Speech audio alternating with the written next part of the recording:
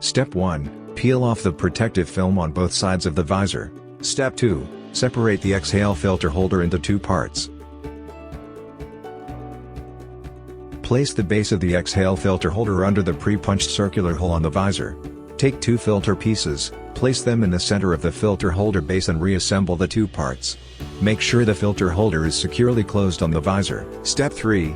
Peel of the two positions of velcro tape on the top of the hood cover. Place the visor in place.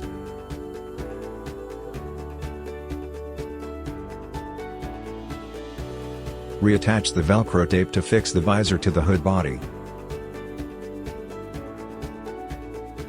If you need to rest your head on the back of your seat, on a train or an airplane, swap the adapter pipe from the main breathing tube hole to the side breathing tube hole by following these steps. Step 1. Disconnect the air hose in the hood from the connector.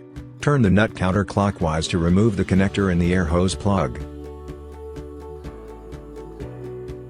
Step 2. Change the position of the air hose plug to the connector.